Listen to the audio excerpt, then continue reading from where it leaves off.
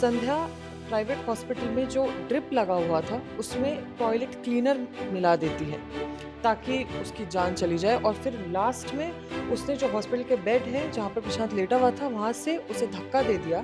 ये केसेस अब देख के लगने लगा है कि दुनिया में लोगों को कहीं तो क्राइम करने का फ्री लाइसेंस मिल चुका है। जो जितने हस्बैंड वाइफ और क्लासेस वाले केसेस हैं ये नीचता, कायरता और जाहिलपन की निशानी है। तंग आकर पत्नी ने पति को चारपाई से बांधकर करंट लगाया। मतलब क्या हो रहा है? जब कुछ सोशल मीडिया खोलो ऐसी ही खबरें आती। सबसे पहली बात है कि ये जिस तरीके की लगातार ये घटनाएं आ रही हैं, एक मूवी साउथ की है अपरिचित, उसमें वो अलग अलग तरीके के शब्द मतलब मौत देता है, लोगों को मारता है और उसके अलग अलग टाइटल होते हैं। मणिकुंभम कहते हैं, मतलब वो टॉयलेट क्लीनर लगा दिया। मतलब किस तरह की एक नर्स की मानसिकता हो रही है। मतलब एक नर्स होकर उसने जो एक हरकत करी है, इस तक गिरी हुई हरकत कोई नहीं हो सकती। और डिवोर्स कल्चर तो बिल्कुल ही खत्म हो गया है। अरे इससे अच्छा तो तुम, अगर तुम्हें उसके साथ रहना ही था तो तुम डिवोर्स लेते, एलिमनी लेते, वो भी बेचारा अपना साइड रह लेता, तुम भी अपना पैसे लेके मस्त कर लेते। नमस्कार, स्वागत है आपका एज न्यूज रूम डिस्कशन में। देखिए, आज का जो टॉपिक है ये मौत हत्या से कहीं परे एक साजिश का है। तेलंगाना से एक न्यूज सामने आती है जिसको सुनकर तमाम जितने भी लोग हैं जिन्होंने इस न्यूज को सुना वो सब दंग रह गए। एक तरह से वो सोचने पर मजबूर हो गए कि आज ये हमारे समाज में क्या हो रहा है। तो इसी खबर के इर्द गिर्द आज ये डिस्कशन है। हमारी साथ हमारी कलीग नंदनी है। नंदनी बताएंगी कि क्या पूरा मामला है जो तेलंगाना से आया है, किस तरीके से एक पत्नी ने अपने ही पति को मारने का जिस तरीके से साजिश रचा है। नंदनी, क्या पूरा मामला है? तो ये जो केस है ये तेलंगाना के निज़ामाबाद डिस्ट्रिक्ट का जो है केस है। इसमें बेसिकली चार अगर मैं बोलूँ लोग हैं जिन्होंने जो इस पूरे साजिश में हिस्सा है। संध्या है, संध्या के पति प्रशांत है और संध्या का बॉयफ्रेंड भी है जिनका नाम है अनिल। संध्या के जो पति है प्रशांत, वो किसी गल्फ कंट्री में बाहर काम करते थे और वो वेकेशंस के लिए ही वापस इंडिया आते हैं। और 29 जून को संध्या ने संध्या का जो बॉयफ्रेंड है अनिल, उनके जो फ्रेंड है जिसका नाम है बंटी, वेंकट साई करके नाम है बट उसको सब बंटी बुला रहे हैं रिपोर्ट्स के मुताबिक। तो बंटी ने प्रशांत को अल्कोहल पिलाया, उसके बाद उसको छत पर लेकर गया और फिर उनके बीच में कुछ बहस हो गई और फिर वहाँ संध्या आती है और संध्या और बंटी दोनों मिलकर प्रशांत को छत से धक्का दे देते हैं और प्रशांत नीचे गिर जाता है। जब आसपास के लोगों को पता चलता है कि प्रशांत गिर गया है तो उसे वो लोग हॉस्पिटल ले जाते हैं। पहले उसे गवर्नमेंट हॉस्पिटल ले जाया गया, फिर उसे प्राइवेट हॉस्पिटल ले जाया गया। जब प्रशांत को धक्का दिया गया था छत से तब भी प्रशांत की जो सांसें हैं वो चल रही थी, तभी भी प्रशांत जिंदा था। लेकिन आई डोंट नो फिर क्या हुआ, संध्या मारना चाहती थी, what is this. Sandhya private hospital में जो ड्रिप लगा हुआ था उसमें टॉयलेट क्लीनर मिला देती है ताकि उसकी जान चली जाए और फिर लास्ट में उसने जो हॉस्पिटल के बेड है जहाँ पर प्रशांत लेटा हुआ था वहाँ से उसे धक्का दे दिया और प्रशांत जैसे ही ज़मीन पर गिरते हैं उनकी मौत हो जाती है। ये है पूरा मामला। तो देखिए, पूरा मामला तो आपने सुन लिया। यहाँ पर बस मैं एक चीज और ऐड करूंगा। ये जो संध्या थी, प्रशांत की वाइफ, जिन्होंने प्रशांत को मारा है, ये पेशे से नर्स थी, मेडिकल क्षेत्र से जुड़ी हुई थी। तो उनको पता था कि किस तरीके से ड्रिप करना है, इंजेक्ट करना है, जो भी वो चाहे एनेस्थीसिया हो या फिर टॉयलेट क्लीनर हो, कैसे उसकी मौत हो सकती है।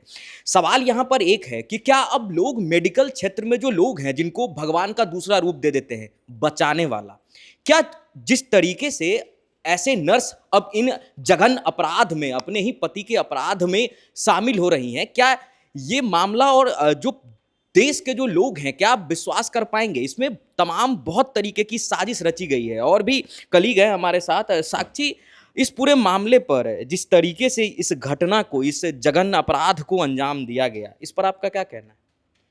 मैं तो अब यही सोच रही हूँ कि कितने नए नए तरीक़ों से किसी को मारा जा सकता है। ऐसे एक केस आता है और उसके बाद लाइन से ऐसे केसेस आते रहते हैं, लेकिन कोई अपने पति को फिनाइल डाला था, उसने क्या डाला था, टॉयलेट क्लीनर डाल के ही मार दे। उससे पहले भी उसने कोशिश की थी शायद मारने की। मतलब मुझे ये नहीं समझ आ रहा कि डिवोर्स का कल्चर ख़त्म हो गया है कि आप सेपरेट नहीं हो सकते। पता नहीं क्या सीन है, लेकिन इन लोगों को मारने में ज़्यादा मज़ा आ रहा है और लगातार ऐसे केसेस देखने को मिल रहे। तो स्पीचलेस हो गई हूँ अब इन चीज़ों में मैं। हाँ, सही भी बात है। एक वक़्त को आदमी सोचता है कि अगर कोई एक अपराध ऐसा होता है, तो आदमी सोचने पर मजबूर हो जाता है कि ये क लेकिन तमाम अगर इस तरीके से अपराध आप हाल-फिलहाल के जितने भी केस सुनेंगे और ऐसे जब आता हो, तो आदमी फिर स्पीचलेस हो जाता है, फिर उसके पास बोलने के लिए कुछ नहीं हो रहता है। ये स्वार्थ भाई हैं हमारे साथ। स्वार्थ भाई, आप मर्द समाज को एक तरीके से दूसरे तरीके से देखते हैं, जैसे हम नहीं देख पाते हैं। अब इस जघन्य अपराध में आपको क्या लगता है, क्या ये मामला कहाँ फँस रहा है? सबसे पहली बात है कि ये जिस तरीके की लगातार ये घटनाएं आ रही हैं, एक मूवी साउथ की है अपरिचित, उसमें वो अलग अलग तरीके के शब्द मतलब मौत देता है, लोगों को मारता है, और उसके अलग अलग टाइटल होते हैं। मणिकुंभम, हाँ, झिल्ली पुंगम, इस तरीके की जो मृत्यु है। और उसी तरीके की मृत्यु मैं देख रहा हूँ लगातार कि औरतें दे रही हैं। मतलब समझिए, जिनको मतलब मातृशक्ति की नज़र से देखा जाता है, लेकिन कुछ दिनों में, कुछ महीनों में मैं देख रहा हूँ लगातार, और न्यूज़पेपर खोलता हूँ तो डर लगता है कि भैया कौन सी खबर आएगी। कहीं गला दे रही हैं एसिड डाल करके, कहीं आप देखिए कि ये पिला दे रही हैं क्या, हार्पिक वगैरह, टॉयलेट क्लीनर, हार्पिक वगैरह पिला दे रही हैं। मतलब मैं तो दंग हूँ कि ये क्या देखती क्या है, ये कौन से सीरियल किलर एकदम, मतलब कौन सी ये हॉरर मूवी देखती हैं, इस तरीके की कौन सी कहानियाँ पढ़ती हैं कि उनके दिमाग में इतनी खतरनाक, इतनी मतलब कि दानव दृष्टि वाली, आप कहिए वैसी दरिंदे वाली उनके दिमाग में चीज़ें पनप रही हैं, उस तरीके की मृत्यु दे रही हैं, खास तौर पे अपने पतियों को। मतलब चीज़ें कहाँ चली जा रही हैं, मेरे तो समझ में ही नहीं आता है। और इसके पहले देखिए, मैं उन्हीं को क्या कहूँ, मैं ये जो राजस्थान की गंगानगर वाली घटना है, वो इतना दिल दहला दी है कि आप समझिए कि किसी को भी हम नहीं कह सकते कि पुरुष वर्ग खराब है कि महिला वर्ग, मतलब दोनों देखिए, इंसानियत भी सबके अंदर है, और दरिंदगी किसके अंदर पनप रही है, इस इनोसेंट चेहरे के पीछे कौन सा खूनी भेड़िया घूम रहा है, कोई कुछ कह नहीं सकता है। बिल्कुल सही बात है। जिस तरीके से मतलब लोगों में, चाहे वो मर्द हो चाहे महिलाएं हों, इस देश में जो लॉ एंड ऑर्डर बनाया गया है, इसका डर बिल्कुल खत्म होता जा रहा है। और अगर खत्म नहीं होता तो तमाम जिस तरीके से ये साजिश रची जा रही है, एक के बाद एक के बाद एक, धड़ाधड़ तमाम ऐसी ही खबर आपको मिलेगी कि एक पति ने अपने पत्नी को मार दिया, एक पत्नी ने अपने पति को मार दिया। और जब आप उस साजिश के पीछे का देखेंगे, जब पड़ताल होती है और जब खबर सामने आती है, तो अतरंगे, किसी ने टॉयलेट क्लीनर से मार दिया, किसी ने छत से धक्का दे दिया। मतलब जो साजिश होता है, अगर यही साजिश और यही माथा अगर वो पढ़ाई लिखाई और अगर साइंस में लगा देती तो हमारा देश, या लगा देते तो हमारा देश आज यहाँ नहीं रहता। तो हमारे साथ और भी हमारी कलीग साथ में हैं, और ये भी महिलाएं हैं। आप ने जिस तरीके से इस खबर को सुना, फिर आप में से पूछ भी रही थी कि क्या कैसे हुआ। आप एक महिला हैं, आप एक लड़की हैं, आप इस पूरे तथ्य को, जिस तरीके से ये साजिश रची गई, इसको किस तरीके से देखते हैं? सबसे पहले बात तो आदित्य जी, जिस तरीके से हमारे सामने अब केसेस आ रहे हैं, मुझे ये केसेस अब देख के लगने लगा है कि दुनिया में लोगों को कहीं तो क्राइम करने का फ्री लाइसेंस मिल चुका है, और वो कंपटीशन में आ गए हैं कि अब देखते हैं कौन किस लेवल तक कितने स्मार्ट प्लान कर सकता है और कितने स्मार्टली जा सकते हैं। रीज़न बीइंग मैं ये इसलिए बोल रही हूँ क्योंकि क्राइम करने का जो डर होता है लोगों के मन के अंदर से ख़त्म हो चुका है। आज का लॉ एंड ऑर्डर चाहे कितना ही स्ट्रिक्ट हो जाए, चाहे उनको कोई भी सज़ा मिल जाए, अगर इंसान के अंदर डर होता, पहली बात तो वो ये स्टेप नहीं उठाता। कहीं ना कहीं उनके दिमाग में है कि हम क्राइम कर रहे हैं और उन्हें पता है हम पकड़े जाएंगे, पर उनके मन के अंदर का जो डर है वो अब ख़त्म हो चुका है। दूसरी चीज़ मैं ये कहना चाहूँगी कि जो आज की केस है वो एक नर्स के द्वारा किया गया एक प्लान्ड है। हम नर्स जैसे प्रोफेशन के लोगों पर ब्लाइंड ट्रस्ट कर रहे होते हैं। हम कोई भी इंसान एडमिट होता है तो नर्स ही है जो उसका प्रॉपर केयर कर रही होती है, नर्स ही है जिनके हम ऊपर ब्लाइंड ट्रस्ट करते हैं कि हमें क्या मेडिसिन प्रोवाइड हुई है क्या नहीं। जिस लेवल से आज नर्स ने अपने हस्बैंड के साथ जो किया है, मुझे नहीं लगता आगे आने वाले टाइम पे लोग नर्स पे भी ट्रस्ट कर सकेंगे। आप अपने हस्बैंड को जब ड्रिप दे के टॉयलेट क्लीनर लगा के उस पर मार सकती हैं, क्या गारंटी आप पेशेंट्स के साथ, क्योंकि गुस्सा आजकल लोगों का गुस्सा किसी लेवल पे जा रहा है, गुस्से के बाद लोग दे रहे हैं। पेशेंट को कुछ हो गया, पेशेंट ने कुछ बोल दिया, नर्स को गुस्सा आ गया, क्या पता पेशेंट भी सेफ ना हो। तो मुझे क्राइम तो चलिए सेकेंडरी थिंग है, मुझे अब लोगों पे भरोसा ही नहीं हो रहा है, चाहे वो नर्स हो, नर्स ना हो, डॉक्टर हो। आदमी औरत तो यहाँ गलत है ही, लेकिन प्रोफेशन पे भी बहुत बड़ा धब्बा लग रहा है आजकल के केसेस को देखकर। देखिए मैं श्वेता के बात से बिल्कुल इनके साथ जा रहा हूं इस चीज को लेकर, क्योंकि अगर लॉ एंड ऑर्डर इतना सशक्त होता, हमारा लॉ एंड ऑर्डर सिर्फ कहीं पेपरों पर ही तो नहीं है, अगर लॉ एंड ऑर्डर किसी 2 से 4 को अगर सख्त उस हिसाब का सजा मिलता, तो आज शायद हमारे देश में ये तमाम जो आप कहानी सुन रहे हैं ये आपको सुनने को नहीं मिलता। और दूसरा बात इन्होंने कहा कि लोग अब निडर हो गए हैं, उनको लगता है कि क्राइम करके तो बच ही जाना है। इस सिलसिले में हमारे साथ और भी हमारी कलीग है साथ में, मयूरी, इसको किस तरीके से देखते हैं आप? जिस तरीके से अपने दोस्त के थ्रू, फिर उसके दोस्त के थ्रू जिस तरीके से ये को अंजाम दिया गया, इसको किस तरीके से देखते हैं? पहली बात तो ये केसेस जब से आ रहे हैं ना, तो मुझे लगता है कि ये जो जितने हस्बैंड वाइफ और क्लासेस वाले केसेस हैं, ये नीचता, कायरता और जाहिलपन की निशानी है।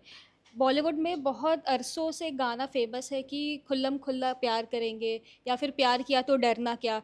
तो अगर गाने तभी बनते हैं जब आप देखते हो कि दुनिया में क्या चल रहा है, तो आपको एक चीज़ सीखना पड़ेगा। अगर आप प्यार कर रहे हो, ठीक है, आप अपने सामने वाले के प्रति लॉयल हो, तो क्यों किसी को मारना है?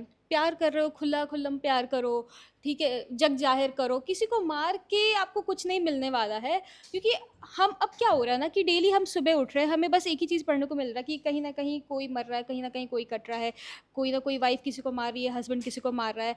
महिलाओं, मैं आपसे एक बात कहना चाहती थी, आपको इतना भी सशक्त नहीं होना था कि आप किसी की जान ले लो। आप किसी दुष्कर्म जो होते हैं, किसी दुष्कर्मियों को आप मारो, अच्छा लगता है। अपने हस्बैंड को आप जा रहे हो अवैध संबंध के लिए, अपने अपने हस्बैंड को आप मार रहे हो, ये वैलिड पॉइंट नहीं है। बिल्कुल, हाँ, अगर आपके साथ गलत होता है और अगर उस लेवल पे जैसे कि जघन्य अपराध कार जैसे अगर चीज़ें ऐसी होती है, वहाँ पर आप सशक्त बनो, वहाँ पर आप मार दो। 1 मिनट को लॉ एंड ऑर्डर भी ये चीज़ सोचेगा कि जिस तरीके का अपराध इनके साथ हुआ शायद नहीं होना चाहिए था। और सेल्फ डिफेंस में अगर आपने किया भी है और दुनिया को भी पता है, फिर भी उसको एक सेल्फ डिफेंस का नाम दिया जा सकता है। लेकिन जिस तरीके से अपने ही हस्बैंड, अपने ही पति को मौत के घाट उतार देना, ये कहीं से सही नहीं है। और भी कलीग हैं हमारे साथ। प्रतिभा, इस पूरे मामले पर आपने तमाम हमारे कलीग से सुना, आपका क्या पॉइंट है कि किस तरीके से इसको रोका जाए? आपसे बस ये सवाल है कि जिस तरीके से लॉ एंड ऑर्डर की धज्जियां उड़ाई जा रही है, इसको कैसे रोका जाए और इस पूरे घटनाक्रम को आप कैसे देखते हैं? अभी मैं अपना एक ट्विटर वो एक सैंडल देख रही थी, तो उसमें मुझे एक पोस्ट दिखा। तंग आकर पत्नी ने पति को चारपाई से बांधकर करंट लगाया। करंट लगाया मतलब क्या हो रहा है? जब कुछ सोशल मीडिया खोलो, ऐसी ही खबरें आ रही है, पति ने ये कर दिया पत्नी के साथ, पत्नी ने ये कर दिया पति के साथ, और पता नहीं कैसे हो रहा है ये। लॉ एंड ऑर्डर तो हमारे पास सब चीज़ों के लिए है, बट ये इतना स्ट्रॉन्ग क्यों नहीं है कि लोगों के मन में ये डर पैदा हो सके कि उनको ये करेंगे तो और पता चल जाएगा। जैसे कि अभी ये जो सिया गोयल थी, उसके बारे में भी ये रिपोर्ट्स आई हैं कि जब वो करने वाली थी, तो उसने पहले सोनम रघुवंशी की केस को स्टडी किया था कि कैसे उसने प्लान किया, कैसे उसने क्या किया, और उसने क्या गलतियां की जो उसको नहीं करनी चाहिए थी। मतलब लोग दूसरे केसेस से हिंट लेके दूसरा क्राइम कर रहे हैं, तो ये रोकना बहुत ज़रूरी है। और I don't know law makers क्या कर रहे हैं, उनको क्या करना चाहिए, क्योंकि मुझे लॉ के बारे में उतनी तो नॉलेज है नहीं कि मैं कुछ बता पाऊँ, लेकिन उनको इस चीज़ के लिए कुछ ठोस कदम उठाना चाहिए और कुछ स्ट्रॉन्ग लॉ बनानी चाहिए। अब इनका भी बात बिल्कुल सही है और यहाँ पर Shweta wants to add something. क्या बताना चाहते हैं आप? प्रतिभा ने जो बोला कि लॉ एंड ऑर्डर स्ट्रिक्ट होना चाहिए, बट वही आज लॉ एंड ऑर्डर स्ट्रिक्ट होके करेगा क्या जब इंसान को क्राइम का लाइसेंस मिल चुका है? मन में वो करने के बारे में पहले से सोच चुका है, उसे पता है कि लॉ एंड ऑर्डर मेरा कुछ नहीं बिगाड़ पाएगा। सेकंड थिंग, जो मयूरी ने भी बोला था कि पहले हम बॉलीवुड मूवीज़ में सस्पेंस स्टोरीज देखा करते थे, मिस्टीरियस स्टोरी देखा करते थे, कहानी के तौर पे बहुत ही अच्छी कहानी देखते थे। आजकल आप सुबह उठो, आपको पिक्चरों की ज़रूरत नहीं है।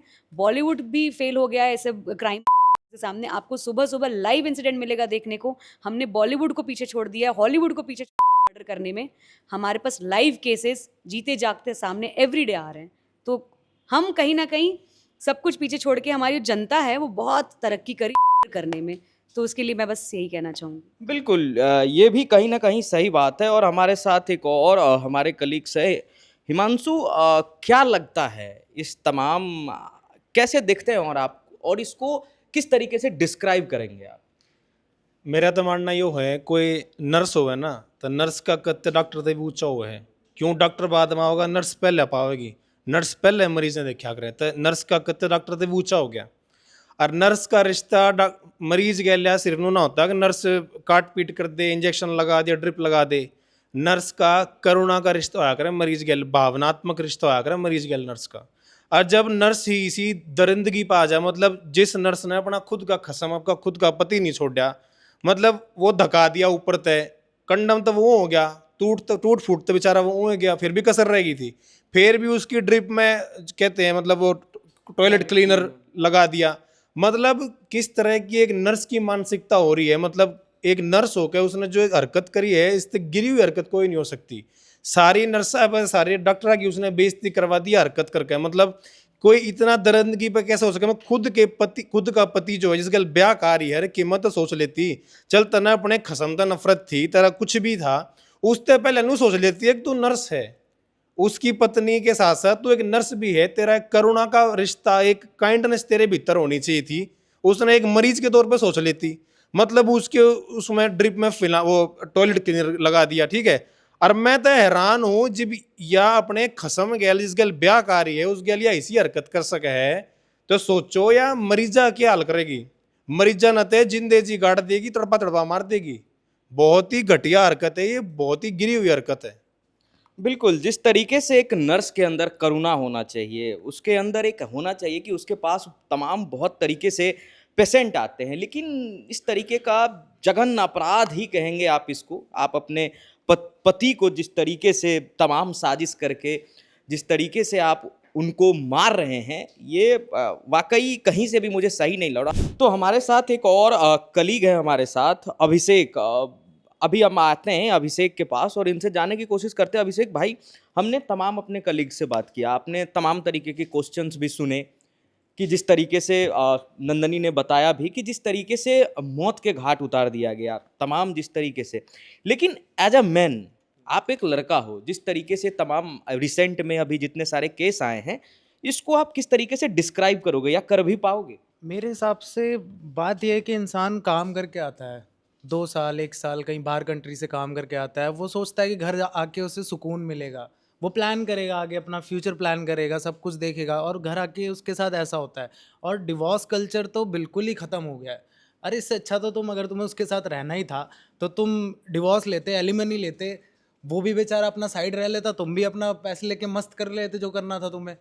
और और इतना जिस्म की जो ये आग है, पता नहीं इंसानों में क्यों इतनी ज़्यादा हो गई है आज के टाइम में। और इसके ऊपर मैंने एक शायरी भी लिखी है, वो मैं सुनाना चाहूँगा। जिस्म की प्यास का मौसम तो गुजर जाता है, दिल पे लिखा हुआ अफसाना कहाँ जाता है। जो हवाओं को मोहब्बत का पता देते रहे, वक्त उनका ही असली चेहरा दिखा जाता है। तमाम सही बात है। और आखिरी में मुझे यहाँ पर बस आपको एक बात ऐड इसमें करवाना है कि ये मामला सुर्खियों में आता भी नहीं। होता ऐसा है कि ये जो लड़का है प्रशांत, तेलंगाना से, ये गल्फ कंट्री में काम कर रहा होता है और पत्नी यहाँ पर अकेली होती है। यहीं पर से उनका किसी और के साथ प्रेम प्रसंग शुरू होता है। यहाँ पर एक बात है कि जब उसका बेटा यानी प्रशांत जब अपने इंडिया वापस तेलंगाना आता है, तो इसकी माँ को ये बात पता नहीं होता है। कहीं ना कहीं ये अपने पत्नी संध्या को सरप्राइज करने आता है। लेकिन जब संध्या को ये चीज़ लगता है कि ये आ गया है और इसके प्रेम और प्रसंग के बारे में पता चल जाएगा उसको, फिर उसके बाद मामला बिगड़ सकता है, तो वहीं से उसने मौत की साजिश रची और मामला यहाँ तक पहुँच गया। लेकिन जब प्रशांत मर जाता है, प्रशांत के माँ को ये चीज़ पता चलता है और उसकी माँ शॉक्ड हो जाती है कि मेरा बेटा गल्फ कंट्री से कब आया, मुझे ये नहीं पता है, लेकिन मुझे बस इतना पता है कि उसकी मौत हो चुकी है। उनको ये भी तब नहीं पता था कि जो प्रशांत हुआ है। यहीं से उनके मन में एक डाउट, एक संदेह शुरू होता है, जो उसके बाद वो पुलिस पर जाती है और अपना संदेह वो संध्या पर दिखाती है कि मेरे पति को मारने के पीछे संध्या का ही हाथ है। और जब पड़ताल होती है इस चीज़ों की, जब प्रशासन लगती है, तो सच में जो सामने निकल के आया, ये आपने भी सुना, ये बहुत बहुत खराब है। सोचिए उस माँ पर क्या बीत रही होगी जिसका बेटा गया। और तमाम इन्हीं सब के साथ आपका इस पर क्या कहना है, आप भी हमें कमेंट में ज़रूर बताएं। और तब तक देश और दुनिया से जुड़े तमाम खबरों के लिए बने रहें हमारे साथ और देखते रहें एज न्यूज़। वीडियो जर्नलिस्ट सुशील के साथ मैं आदित्य गर्ग, दिल्ली।